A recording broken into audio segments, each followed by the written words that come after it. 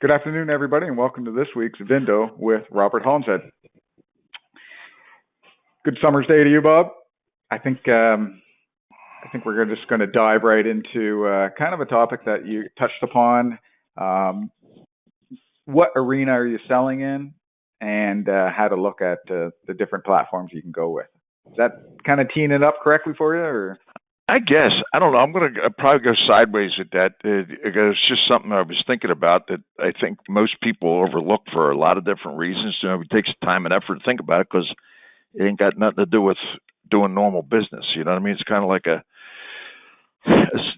analyzing why things happen the way they do, but it kind of then makes sense if I'm not mistaken.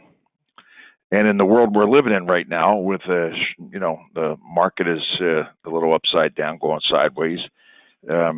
Sometimes it's not bad to think about the way things work and why they work and how you use things, et cetera, et cetera. If that makes no sense whatsoever. Yep.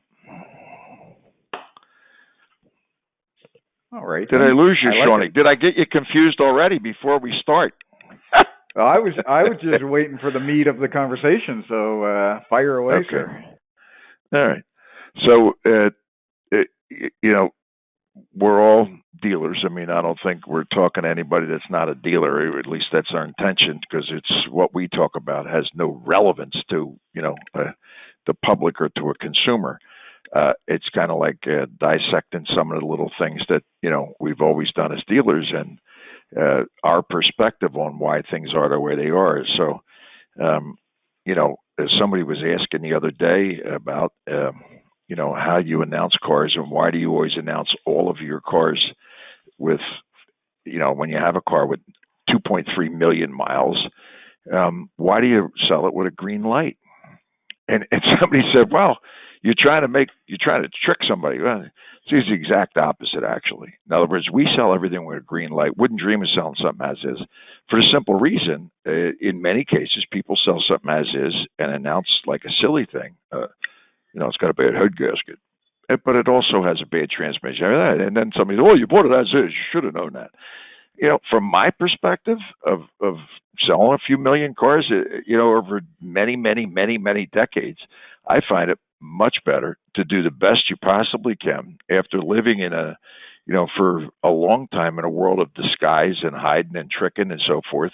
For the past 40 years, it's like what your mother told you. The truth will set you free. In other words, even though it's painful sometimes, in other words, it creates a different level of trust with who you're dealing with, and they don't have to be second guessing and so forth. And that kind of leads to what happens on an auction block, and why some people say, Jesus Christ, you get money for cars I can't ever get that.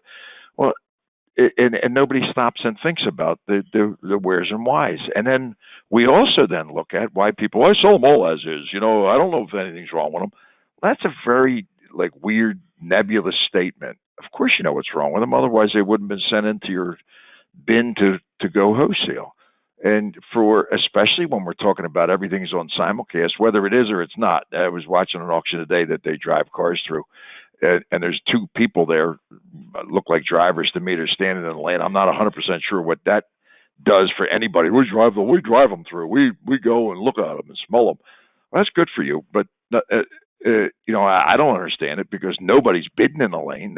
Everything's happening on simulcast, right? So then it becomes an issue of how, when you're buying, do you buy a car with an announcement or with a as is or whatever? And if you don't, why don't you? No, it's the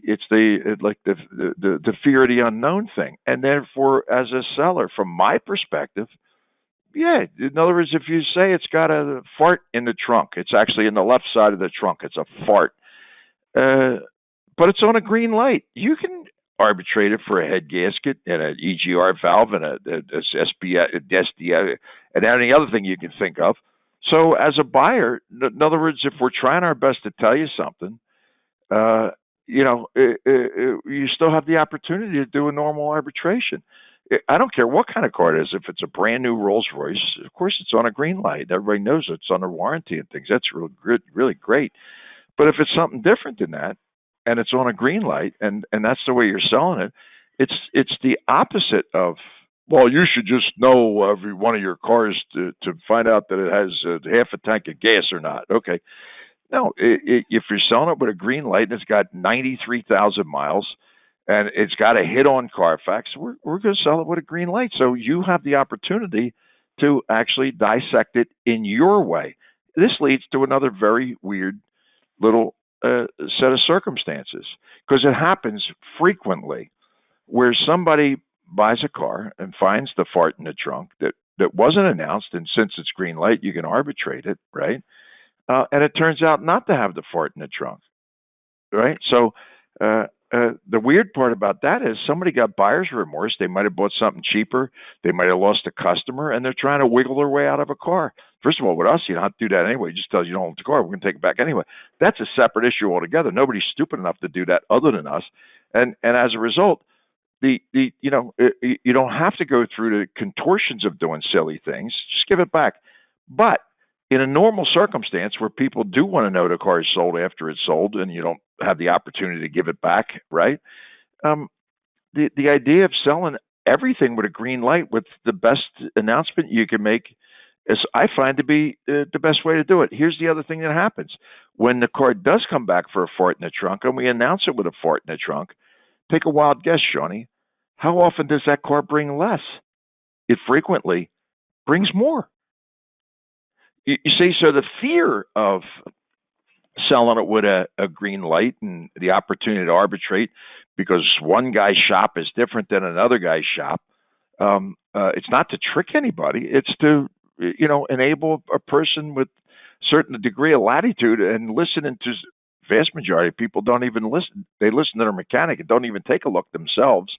Calling a car, some sort of a Nissan frame damage, it's got no paint work.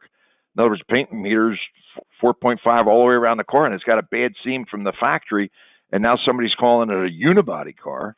Well, common sense has to fit into there somewhere. We can't throw that car in a trash can and start selling it red light and putting it on Carfax as frame damage if it's never had paint work. So, in other words, I think if the topic is on something that we're all dealing with, as the market gets worse and we're not making $9,700 profits any longer, we're down looking at bone deals and so forth, right?